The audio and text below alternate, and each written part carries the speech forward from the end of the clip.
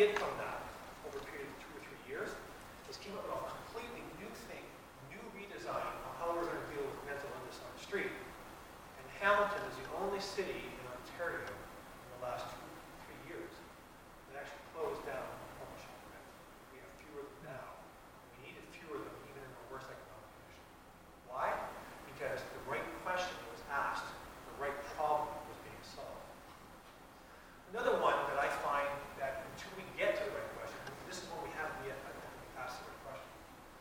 We talk all the time today about how we're going to improve our health, how we're going to reduce that 21 years of difference in health, how we're going to ensure that kids are going to be fed, that they're going to go to school, they're not going to have horrible health outcomes. And I think part of it is that, we're framing the question wrong.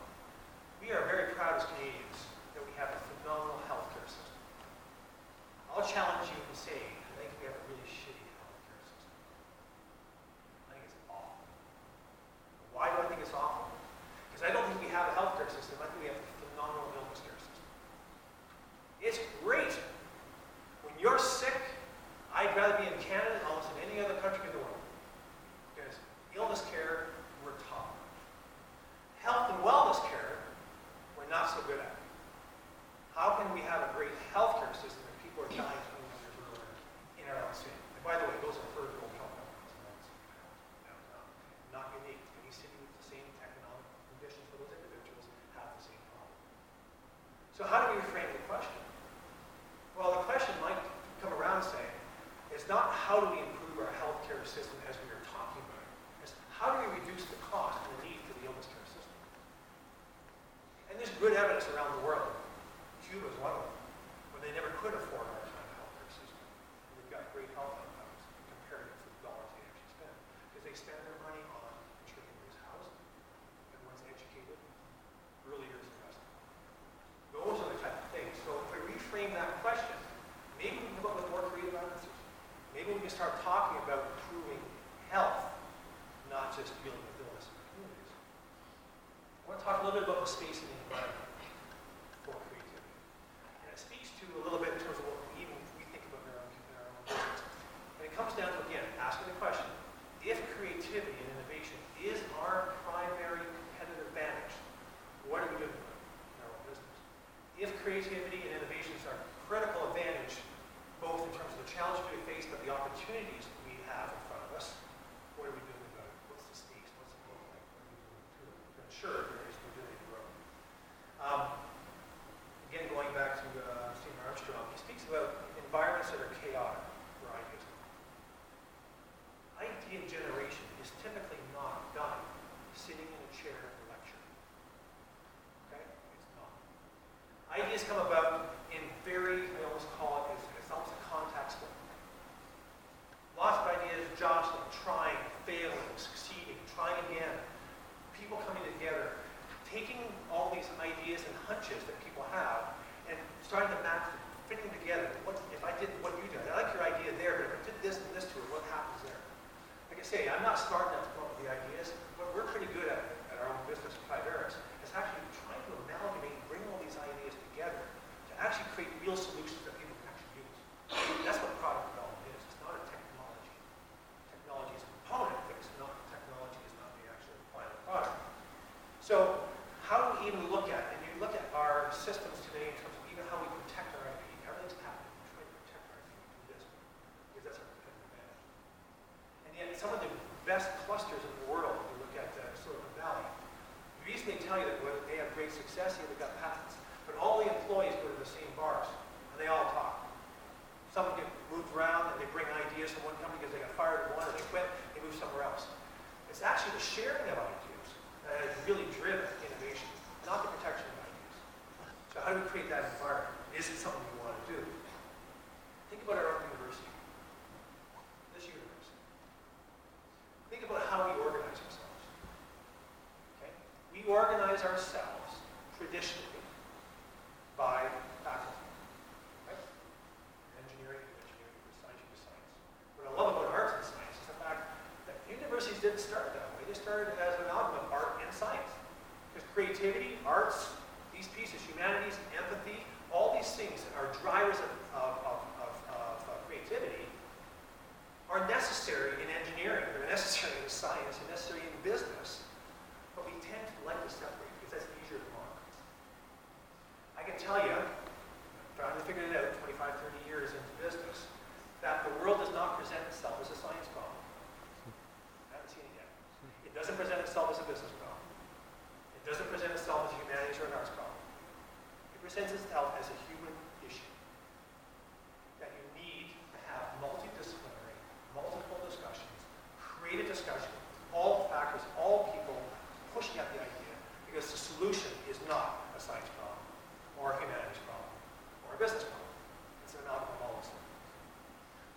challenge we have in our own universities of how do we become, and I know we try, and I know we're doing it, so that's not a criticism, but the fact of the matter is, the problem-based approach is a great approach, but we're still very factually oriented.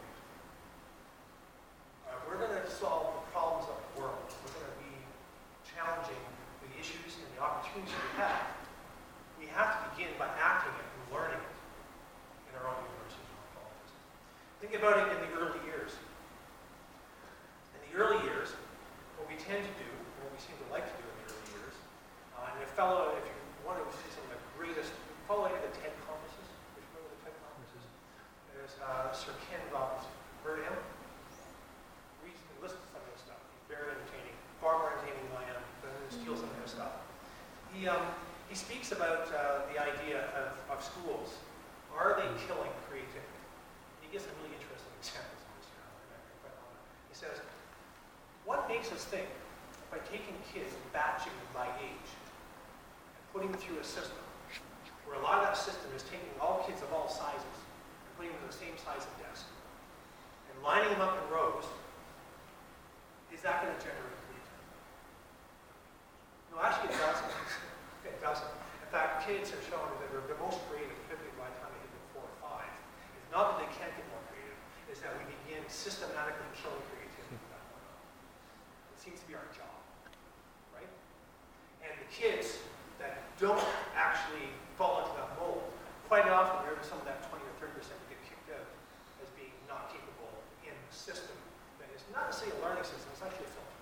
Like, can we improve on it? We have to improve on it. What are the measures that we actually use in our school system today? It's not a bad measure. Unfortunately, it's not the only measure. It's EQAO. Right? It's a standardized test. What makes us think that standardized people are what we're trying to educate? Why not? What makes us think that batching them, moving them through by age and gender, given times, given courses, that's the way to educate the person? It's not. And actually, almost all of the research in education points to that. It's not. It's not that technology. Not even close. So when we look at the early years, when we look at education, if creativity is one of the most critical things that we do and must do, besides to start asking very critical questions, is that how do we actually enhance that, guarantee it, maximize it throughout? Again, I'm not suggesting that we should be learning math and science. We have, these are critical skills. But the 21st century skills are far beyond what the 20th century schools are actually looking at. When we look at businesses, our business, for example, our organization, we began about 4 or 5 years ago recognizing that our true advantage is actually creativity and innovation. Yes, you have to have capital. Yes, you have to have the ability to create factories and have really good ways of manufacturing things. We need Six Sigma, lean manufacturing, all that sort of stuff. But that all follows. What leads us is our ability to innovate, create, empathize, to understand the actual human need, to actually get to the depth of the human need that will actually generate sustainable value and growth in our organization. So what do we do? So we're experimenting. See, measuring creativity is hard. It's hard to find that kind of measure. People are working on it now, but it's not a simple measure that you have. It's not a number per se. And so we begin to say, well, are there things at least that we can create an environment for? So you see it. We're like a leader. There are a lot of organizations, the Googles and Netflix and stuff like that. Why they create environments? Why they create so often these chaotic environments? Why they allow their employees, some of them, a day a week, to do their own thing, to create, and just do their own thing? Because when they do that, freeing up the creative mind, you actually end up with more ideas, better ideas, and people start, again, working in this chaotic kind of bumping each other way. New ideas start. You get these long-term hunches starting to actually generate new thoughts.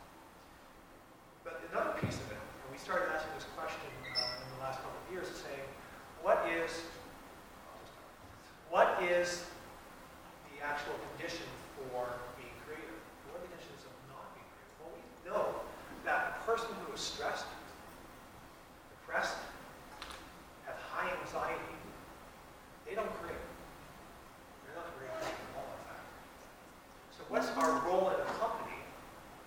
like self-interest, but what is our role in the company to say that if we really want creative people, we better have really healthy people.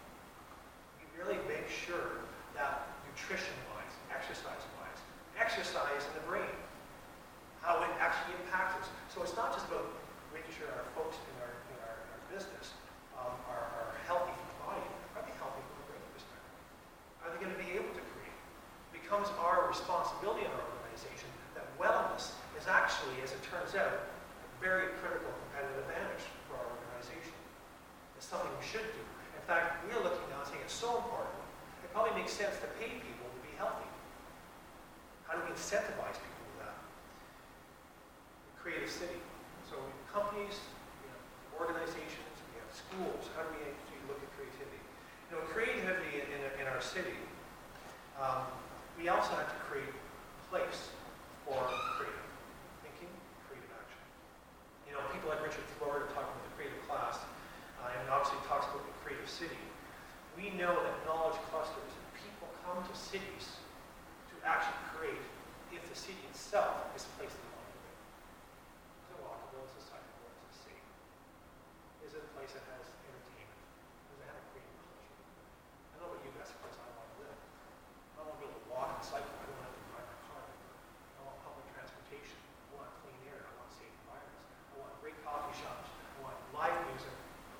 Yeah, let's walk in my life. I like live music. That's where I want to live.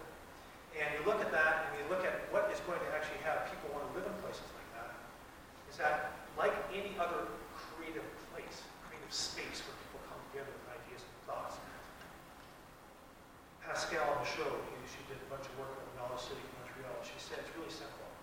Invest in anything and everything that helps creative knowledge workers live, work, and play. Pretty simple. So I'm going to end on I'm going to go back to Ken Robinson because I kind of like how he looks at it. We're almost semi-end, like I said. In terms of creativity, and our challenge in creativity, and how we think about it, and how we have to foster it. You, me, all of us have to foster this idea of creativity. And again, if you watch this stuff, you'll have heard this before, but again, I love it as it's one of the best examples I've heard of how creativity exists, but how we need to be very, very careful. It's very, very precious. And he talks about a story of a 6-year-old girl, 6-year-old class, and the teachers challenged the students, everyone was saying, today we're going to draw. And I want you to draw something really, really creative. Be as creative as you possibly can be. And so the kids go, okay, drawing. It's not going really well. Teachers walk around, you see little stuff. She says, oh, Sally, what are you drawing? That's beautiful. I'm drawing a picture of God. The teacher says, oh, Sally, we don't know what God looks like. And the kid says, oh, give me a minute, we will. That's creativity. And I'll stop there. No, I'm good. So, thank you so much.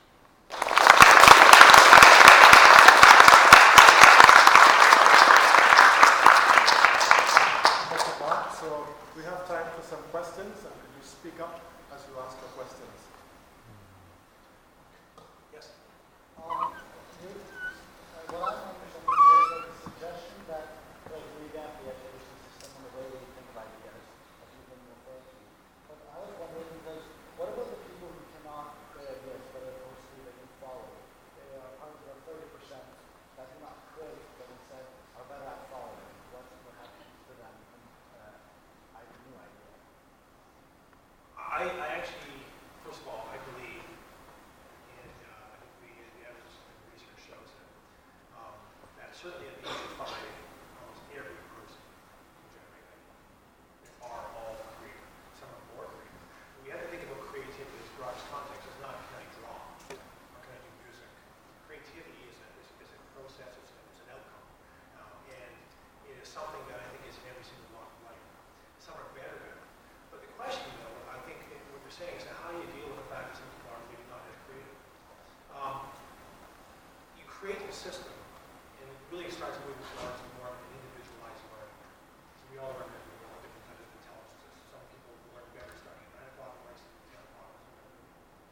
And if we really want to create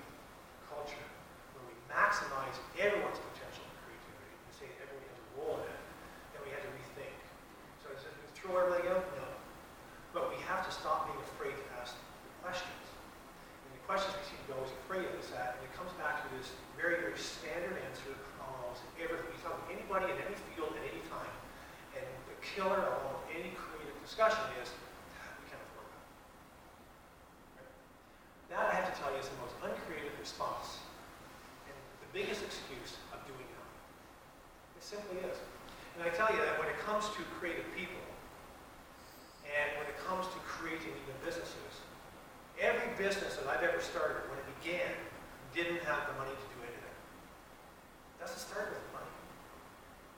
You may have to finance it ultimately, but it should not be the excuse. I call it an excuse. It should not be the excuse to not do something.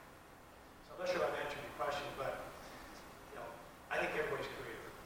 And they're creative in a way. You create the system. You create the ability to have these thoughts. Because I found that even uncreative, what we traditionally call creative people, having them on your team is actually very important in coming up with the solutions that may be creative solutions. I mean, even accountants can be creative. We kind of live in a society where our economy is heavily based on growth and constant, continual growth, which we know isn't sustainable. And you mentioned this idea of having, instead of having products that are designed linearly, to design them cyclically.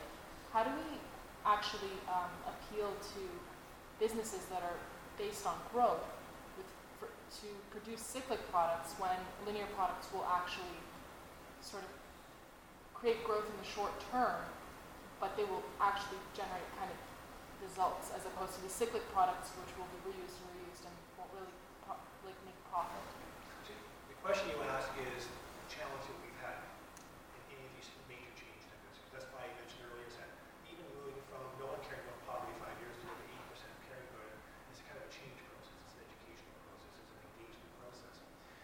So when you look at an issue of, say, for example, how we get companies moving in that direction, what I'm beginning to see is, so Tribex, one of the things we decided to do is we started saying we're going to have a group that, with our philanthropic partner, would actually help create social enterprises around affordable housing, mental illness, education, things of that nature. And then we said, and then over here we would actually put our technology companies, our corporate companies. And what we found is that we're actually better putting them all together. Because it's not easy to understand when you start that you say, I'm going to do a social enterprise, something that has social good, that might end up being actually the most profitable enterprise. You look at some of the social enterprises that began in the last while, Wikipedia. It's not profit to start with. Look at the influence it's made on the world. It's huge. So we simply say, well, let's just put organizations and thoughts together. Because at the end of the day, I think that as a constructive capitalist, constructive being, is that what we do, we actually want to have, and Mayor Haig speaks about it, is thick value. And thick value is you're not just doing it for economic reasons, you're actually doing it for economic, social, environmental reasons. That if you do the right thing, if you actually appeal, and again, going to Danny Pink, talking about we're empathizers, we're actually trying to figure out what is it going to actually change a person in a positive way. We're all customers in that context, but I really believe that if you change the person in the right way, doing the right thing, that you will actually have a more sustainable product in actual company. And what's interesting, and you're starting to see it, and the examples they give are, we always think of the most notorious companies, they're actually now pointing to Walmart.